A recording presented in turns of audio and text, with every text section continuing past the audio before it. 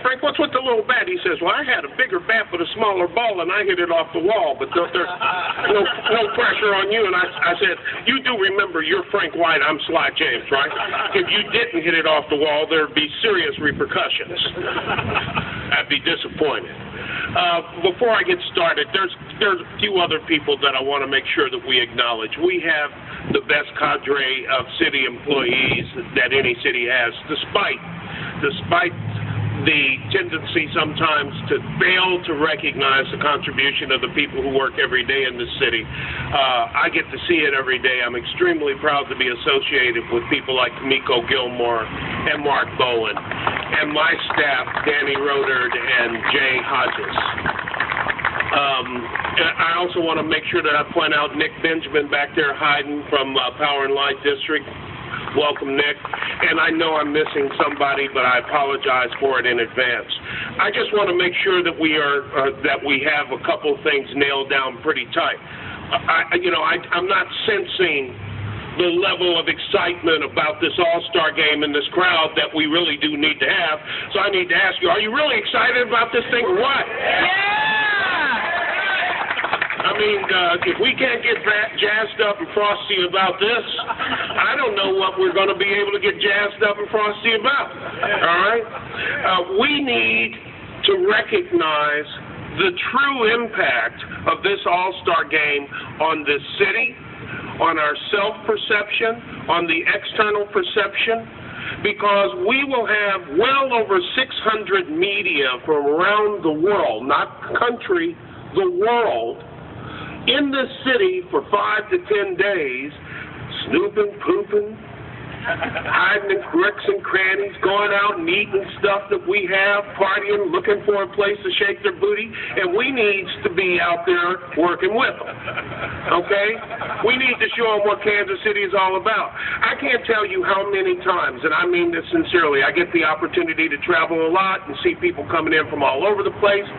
I can't tell you how many times people say, well, I had no idea what to expect when I came to Kansas City, but I sure liked what I saw when I got here. And the reason they like what they see when they get here is because of people like you and the people in Kansas City.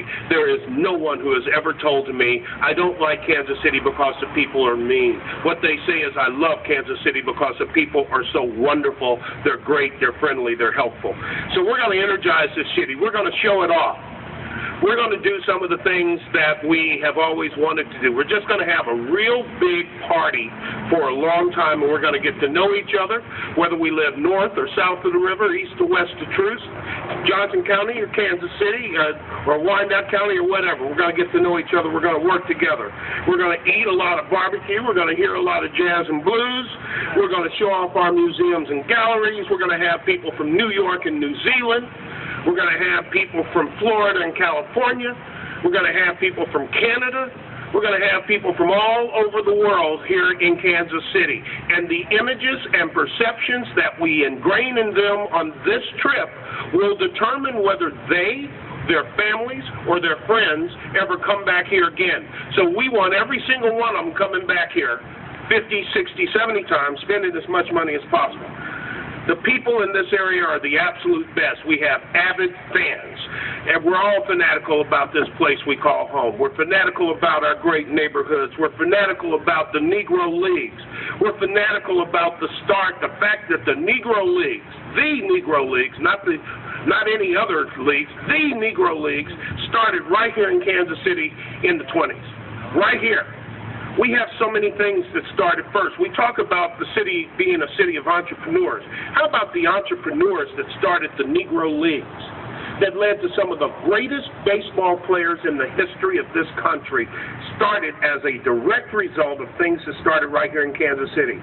We need to recognize that. We need to celebrate that. We need to embrace it. And we need to make sure that we tell everybody that shows up in town about it, so that they will come to the 18th and Vine District, then spend some money, see the Negro Leagues, take some culture back, and change their opinions, whatever they may be, about Kansas City. It's interesting that we have the Negro Leagues Museum right next to the American Jazz Museum. All right?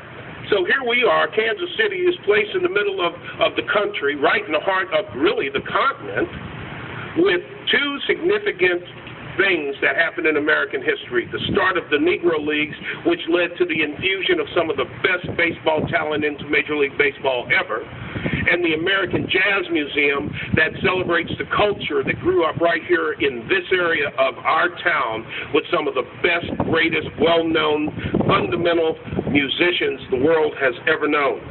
Right up here on this hill behind you is where the old Municipal Stadium used to sit. I used to come down to Municipal Stadium as a kid with my dad, when that was during the time when people parked cars on the lawns of the houses across the street. And the ball players, you wait around long enough, the ball players would walk out, and then they come and stand in line at Bryant's with us.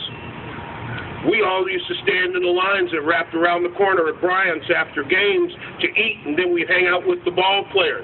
That was the day. That was the day. All of these things are basic Kansas City. Satchel Paige, Mickey Mantle, Jackie Robinson held court right here in this city. We have a lot of things here. Like in the 1880s, this Red Sullivan fella corralled a bunch of baseball players called the Cowboys. And then the Kansas City fans came out to watch the city's first Major League Baseball team, and they were so enthusiastic, they were such fanatics that the word fan was born, and now we still have that word. Now we've even changed it to make it truly Kansas City. What a great-looking guy there.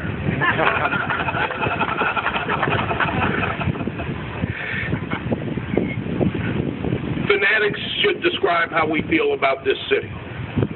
Fanatics should always describe how we treat each other.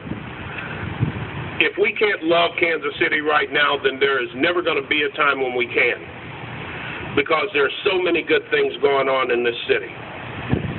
There's a lot of things that are going on in this city that are going to be for everybody in this city. Even though everybody won't be able to afford a ticket, and even if you could, their stadium's not big enough to hold everybody. There will be so much stuff for everybody to do that there is no excuse for not having the time of your life around the All-Star Game. For example, we're going to have the Grand Slam Fan Fest at Barney Alice Plaza, July 6th to 8th, and that's a free event. Absolutely free. There's going to be local music, food, arts, crafts, kids' play area. And I like the idea of local, so that we can show off our stuff. Not everybody's going to be able to attend the game, but everybody should be able to watch it. And here's why. We're going to have watch parties, free and open to the public.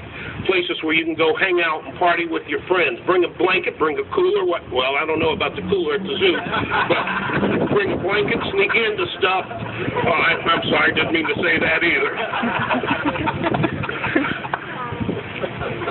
Hydrate yourself before you get there. We're going to have parties at 18th and Vine, Crown Center, Guadalupe Center, the zoo, and at Zona Rosa. They're all free to the public. Bring the family, have a hot dog, share some popcorn and peanuts with people, get to know your neighbors, hoot, holler, have a blast. Remember, the next time that this opportunity comes around, some of us won't be able to be there. Take advantage of it now. It ain't coming back, okay?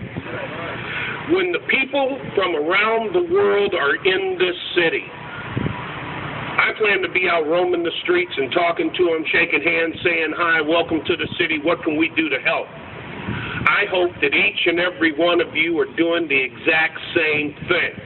We need to make sure that people leave this city saying, who knew? Had no idea. Greatest city in the country. I'm coming back and spend some more money and get to know this place, and I'm telling all my friends. The image that people take out of this city after this game is entirely dependent on us. I'll be disappointed if we don't read across the country in newspapers and television that this was the greatest experience that people had. One last story. When we were in Phoenix last year for the All-Star Game there, and we were sitting around, I was wearing my Royals cap all over the place, and we were sitting there, and Rick knows this, he was there too. There were people coming up to us saying, so you're from Kansas City? Yep. And we heard two things. I can't wait to come to Kansas City and see the Negro Leagues Museum. Can't wait. been wanting to do that for a long time. And one of the reasons is that the Negro Leagues has a traveling show with Major League Baseball in the Fan Fest.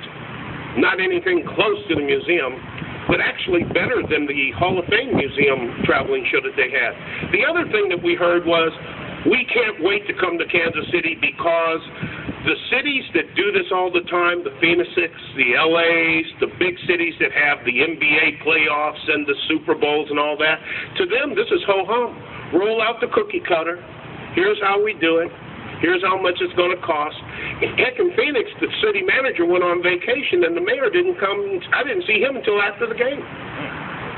They said Kansas City is the type of city that we love going to because when you guys get these types of things, you party.